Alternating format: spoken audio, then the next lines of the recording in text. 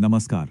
कभी सोचा है कि एक बहुत ही छोटा सा मामूली सा शब्द कल कैसे हमारी पूरी जिंदगी की कीमत तय कर सकता है? आज हम एक ऐसी ही कहानी में उतरने वाले हैं, एक ऐसी दास्तान जो समय, देरी और उस एक शब्द कल को कहने की बहुत भारी कीमत के बारे में है।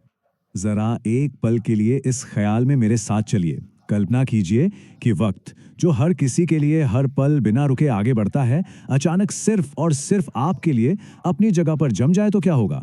क्या होगा जब सारी दुनिया तो अपनी रफ्तार से चलती रहे, लेकिन आप समय के बस एक लम्हे में हमेशा के लिए कैद होकर रहे? इस एहसास को और गहरा होने दीजिए। बाहर की दुनिया अपनी धुन में मगन है। गाड़ियां दौड़ रही हैं, लोग अपनी मंजिलों की तरफ बढ़ रहे हैं, मौसम बदल रहे हैं। लेकिन आपकी जिंदगी एक ठहरी हुई तस्वीर बन गई है। आप सब कुछ देख सकते हैं, महसूस कर सकते हैं, पर हिल नहीं सकते। ये कोई सपना नहीं है, ये एक ऐसी हकीकत है जिसमें आप जिंदा तो हैं, पर जी नहीं रहे। तो ये कहानी घड़ियों की टिक टिक या समय की मशीनों के बारे में बिल्कुल नहीं है।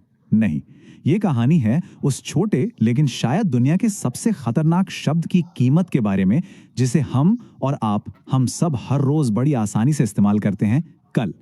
ये उन मौकों की कहानी है जो हाथ से फिसल गए, उन शब्दों की जो होंठों पर आकर भी कहे नहीं गए, और उसे एक आदमी की कहानी है जिसे लगता था कि उसके पास वक्त का समंदर है, जब तक कि खुद वक्त ने ही उसे अकेला छोड़कर आगे बढ़ने का फैसला नहीं कर लिया। तो चलिए, मैं आपको मिलाता हूं हमारी कहानी की किरदार एड्रियन कोल से। एड्रियन उस भीड़ भाड़ वाले शहर का एक और गुमनाम चेहरा था। एक ऐसा शहर जहां गाड़ियों का शोर चिड़ियों की चहक को निगल जाता है और ऊंची ऊंची इमारतें आसमान को छोटे छोटे टुकड़ों में बांट देती हैं। एड्रियन की जिंदगी कह सकते हैं कि ठीक ठाक थी। न वो बहुत अमीर था, न ही बहुत गरीब। उसकी जिंदगी बस आरामदायक थी, और शायद यही आराम, यही रोज की एक जैसी सेफ जिंदगी उसके लिए एक मीठा जहर बन चुकी थी, जिसका उसे खुद भी अंदाजा नहीं था। लेकिन हमेशा से ऐसा नहीं था। एक वक्त था जब एड्रियन की आंखों में भी सपने पलते थे। वो स्याही और कागज के सहारे अपनी एक अलग दुनिया बनाना चाहता था, एक किताब लिखना चाहता था। वो दुनिया के नक्शे को सिर्फ दीवार पर टंगी एक तस्वीर की तरह नहीं, बल्कि एक हकीकत की तरह जीना चाहता था। वो अपने पिता को बस एक बार गले लगाकर ये कहना चाहता था कि उसे उन पर कितना गर्व है। वो अपनी माँ के साथ बस कुछ और पल बिताना चाहता था, उनकी बातें सुनना चाहता था। वो सिर्फ एक ऑफिस की कुर्सी पर लिखे नाम से कहीं ज्यादा बनना चाहता था। पर अफसोस, जिंदगी की रोजमर्रा की भाग दौड़ में ये सारे सपने उसकी डायरी के पन्नों में धूल फांक रहे थे।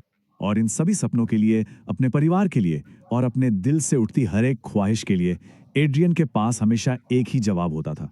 एक बहुत ही आसान सा जवाब, कल। किताब कल लिखूंगा, घूमने अगले साल चलेंगे, माँ पापा से मिलने कल जाऊंगा। ये एक शब्द उसकी आदत नहीं, बल्कि उसकी ढाल बन चुका था। एक ऐसा मंत्र जो वो खुद को रोज सुनाता था, ताकि उसे अपनी टलती हुई जिंदगी की सच्चाई का सामना ही ना करना पड़े। फिर एक शाम, जब शहर बारिश की बूंदों में नहा रहा था और एड्रियन अपने काम से थका हारा घर लौट रहा था, तो उसकी नजर एक ऐसी दुकान पर पड़ी जिसे उसने वहां पहले कभी नहीं देखा था। एक बहुत ही पुरानी, धूल भरी दुकान, जिसके लकड़ी के बोर्ड पर धुंधले अक्षरों में लिखा था, वक्त सुधारने की दुकान। पता नहीं क्यों, पर एक अजीब सा खिंचाव उसे अंदर की तरफ ले गया। उसे क्या पता था कि उस दरवाजे के पार उसकी जिंदगी हमेशा हमेशा के लिए बदलने वाली थी। दुकान के अंदर धूल और सैकड़ों पुरानी घड़ियों की धीमी टिक टिक की आवाज गूंज रही थी। काउंटर के पीछे एक बहुत ही बूढ़ा आदमी खड़ा था। वो इतना दुबला पतला था, मानो खुद खामोशी ने इंसानी शक्ल ले ली हो, और उसकी आंखों में सदियों की कहानियां तैर रही थीं। एड्रियन कुछ कहता, उससे पहले ही उस बूढ़े आदमी की गहरी आवाज उस खामोशी में गूंजी। तुम देर से आए। एड्रियन चौंक गया। उसने पूछा, किस लिए देर से आया? जवाब ने उसे अंदर तक हिला दिया, अपनी जिंदगी के लिए। घबराहट में एड्रियन ने बात को टालने की कोशिश की और अपनी कलाई आगे करते हुए बोला, वो असल में मेरी घड़ी खराब हो गई है। उस बूढ़े आदमी ने बिना एक शब्द कहे एड्रियन से घड़ी ली, उसे एक पल के लिए खोला और फिर बंद करके वापस कर दिया। ये तो बिल्कुल ठीक है, उसने कहा। उस रात एड्रियन ने उस अजीब मुलाकात को एक बुरा सपना समझकर भुलाने की कोशिश की। उसने घड़ी अपने बिस्तर के पास रख दी, लेकिन अगली सुबह जो हुआ वो किसी बुरे सपने से कहीं ज्यादा भयानक और कहीं ज्यादा असली था। जब एड्रियन की आंख खुली तो कमरे में एक अजीब सी खामोशी थी। सूरज की रोशनी खिड़की से आ तो रही थी, लेकिन वो आसमान में एक ही जगह पर ठहर गई थी। उसकी नजर दीवार पर लगी घड़ी पर गई। उसकी सुइयां रुकी हुई थी। उसने घबराकर अपनी कलाई वाली घड़ी उठाई। ठीक 8 बजे थे। उसकी रसोई की घड़ी, उसके फोन का टाइम, टीवी का टाइम, हर जगह हर स्क्रीन पर वक्त 8 बजे पर आकर जैसे जम गया था। दहशत से उसका दिल बैठ गया। वो भागकर बाहर सड़क पर आया और जो मंजर उसने अपनी आंखों से देखा वो उसकी कल्पना से भी परे था। गाड़ियां बीच सड़क पर जमी हुई थीं। लोग चलते चलते पत्थर की मूर्तियों में बदल गए थे और पंछी आसमान में ऐसे लटके थे जैसे किसी ने उनकी तस्वीर खींचकर हवा में टांग दी हो। पूरी की पूरी दुनिया एक खामोश, बिना हिलती डुलती तस्वीर बन चुकी थी और उस जमी हुई दुनिया में सिर्फ एक ही चीज थी जो हिल रही थी, वो खुद एड्रियन कोल। इस अंतहीन खामोशी और ठहरे हुए वक्त में एड्रियन के पास भागने के लिए अब कोई जगह नहीं बची थी। कोई काम नहीं, कोई बहाना नहीं। अब उसे उस जिंदगी का सामना करना ही था जिसे वो हर रोज कल पर टालता आया था। कितनी अजीब बात थी, है ना? आज उसके पास दुनिया का सारा वक्त था, लेकिन उस वक्त को बांटने के लिए उसके साथ कोई नहीं था। वो कांपते हुए कदमों से अपने माता पिता के घर पहुंचा। उसकी मां रसोई में सब्जियां काटते हुए जमी हुई थीं। उनके चेहरे पर एक हल्की सी मुस्कान थी। एड्रियन की आंखों से आंसुओं का सैलाब बह निकला। मां, काश मैं आपके साथ होता, वो फुसफुसाया। वो अपने पिता के पास जाकर जमीन पर बैठ गया, जो कुर्सी पर बैठे अखबार पढ़ रहे थे, समय में जमे हुए। उसने हिम्मत करके वो शब्द कहे जो वो जिंदगी भर नहीं कह पाया। पापा, मुझे आप पर हमेशा गर्व था। पर उसकी आवाज उस खामोशी में कहीं खोकर रह गई। वहां से वो अपने ऑफिस गया, अपने खाली मेज को देखा और फिर डरते डरते अपना पुराना लैपटॉप खोला। उसने अपनी उस अधूरी किताब वाली फाइल खोली जिससे लिखे उसे सालों हो गए थे। 10 साल पहले उसने सिर्फ एक ही लाइन लिखी थी, पहली और आखिरी लाइन, मैं कल शुरू करूंगा। 10 साल और सिर्फ एक ही वादा जो उसने खुद से किया और कभी पूरा नहीं किया। ये सच्चाई एक जोरदार तमाचे की तरह उसके चेहरे पर पड़ी और बस उसी एक पल में एड्रियन के अंदर कुछ टूट गया। पछतावे का बोझ इतना ज्यादा था कि उसके घुटनों ने जवाब दे दिया और वो वहीं जमीन पर गिर पड़ा। वो एक जानवर की तरह चीखा। उसकी आवाज में सालों का दबा हुआ डर था। मैंने इसे बर्बाद कर दिया, मैंने सब कुछ बर्बाद कर दिया। लेकिन उसकी चीख को सुनने वाला वहां कोई नहीं था, सिवाय उस खामोश ठहरी हुई दुनिया की गूंज के। हताशा की एक आखिरी उम्मीद के साथ वो पागलों की तरह वापस उसी पुरानी दुकान की तरफ भागा। उसे उम्मीद थी कि शायद वो बूढ़ा आदमी इस बुरे सपने को खत्म कर सकता है। और वो बूढ़ा आदमी वहीं था, दरवाजे पर उसका इंतजार कर रहा था। जैसे उसे पहले से पता था कि एड्रियन जरूर आएगा।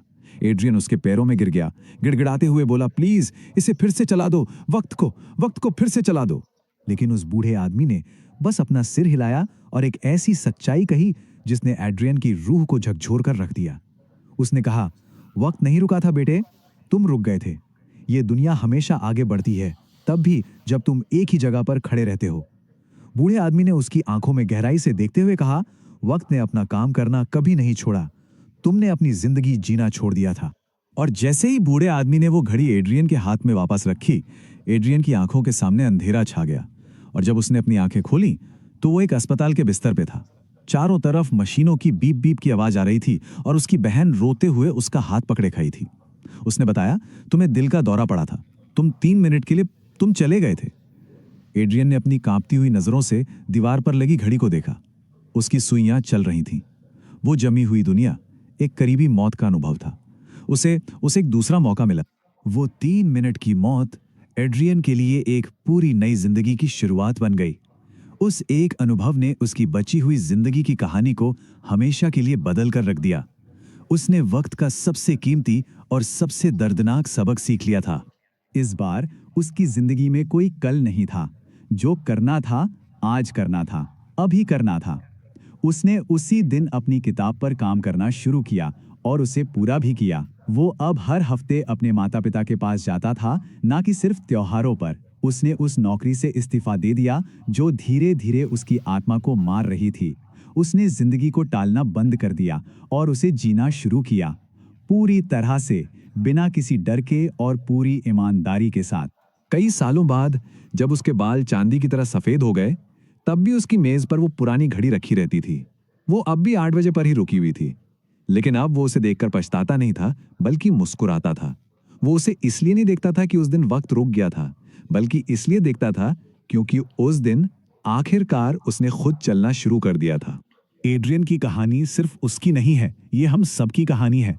ये हमें कुछ कड़वी लेकिन जरूरी सच्चाइयां याद दिलाती हैं। पहली, वक्त कभी चेतावनी नहीं देता, वो कभी मिन्नतें नहीं करता, वो सिर्फ चला जाता है। दूसरी, हम अपनी जिंदगी एक ही दिन में नहीं गंवाते, हम उसे बाद में कर लेंगे, अगले साल देखेंगे और किसी दिन करेंगे जैसे छोटे छोटे शब्दों की किश्तों में खो देते हैं।